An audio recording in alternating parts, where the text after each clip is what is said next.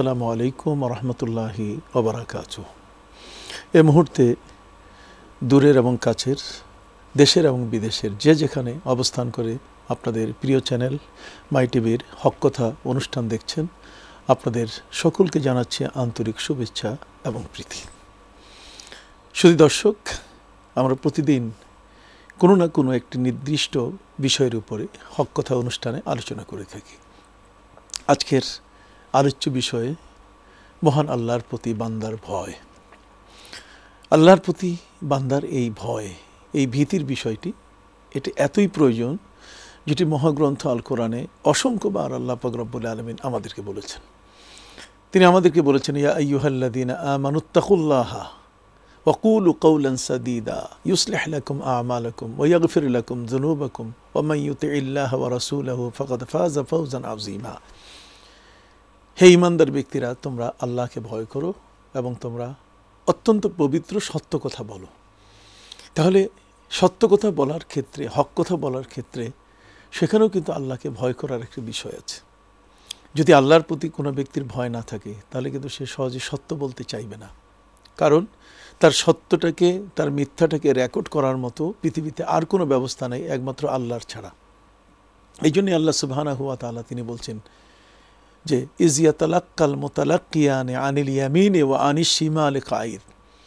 আল্লাহ তাআলা রেকর্ডকারী গোয়েন্দা ফিরিস্তা তার ডান পাশে এবং বাম পাশে রেখে দিয়েছেন।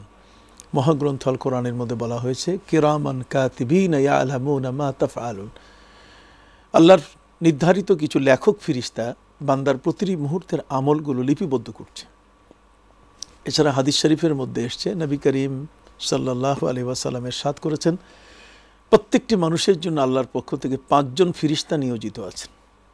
এই 5 জন ফিরিস্তার মধ্যে একজন ফিরিস্তা ডানে, একজন বামে, একজন সামনে, একজন পেছনে, আর একজন কপালের উপরে। ডান হাতের ফিরিস্তা বা ডান দিকের ফিরিস্তা বাকি 4 ফিরিস্তার সর্দার তিনি। মালাকুল ইয়ামিন তাকে বলা হয়, মানে ডান দিকের ফিরিস্তা।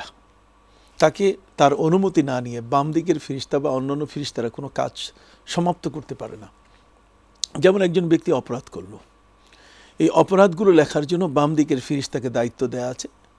বাম দিকের ফিরিস্তা সেই অপরাধগুলোকে লিপিবদ্ধ করবে। আর ডান দিকের ফিরিস্তা যত ভালো কাজ বলতে গেলে আমরা সততা, সত্যবাদিতা, ন্যায়নিষ্ঠা, সুবিচার, আমরা আমাদের জীবনের সৎকর্মের বলতে গেলে ওয়াফ আলুল খায়রা, অর্থাৎ কল্যাণের যতগুলো কাজ আছে, এই কল্যাণের কাজগুলো, সহযোগিতার কাজগুলো, এই বিষয়গুলো সব কিছু লিপিবদ্ধ করেন ডান দিকের ফিরিস্তা বা ডান হাতের ফিরিস্তা। বাম হাতের ফিরিস্তা গুনাহগুলোকে লিপিবদ্ধ করেন বটে, কিন্তু তাকে অনুমতি নিতে হয় ডান হাতের ফিরিস্তাকে যে আমি এটা লিখব কিনা। তখন ডান হাতের ফিরিস্তা মালাকুল ইয়ামিন বাম দিকের ফিরিস্তাকে বলে যে না, এখন তুমি লিখো না। তার কারণ এই লোকটা তওবা করতে পারে। এই লোকটার অন্তরে আল্লাহর ভয় যদি সৃষ্টি হয়, তাহলে সে কিন্তু আল্লাহর কাছে ক্ষমা চেয়ে নেবে।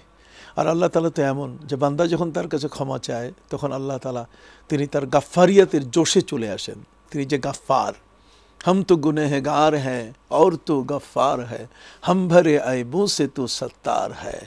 আমরা তো গুনহগার আর আল্লাহ তো গাফফার, তিনি তো ক্ষমা করতে জানেন।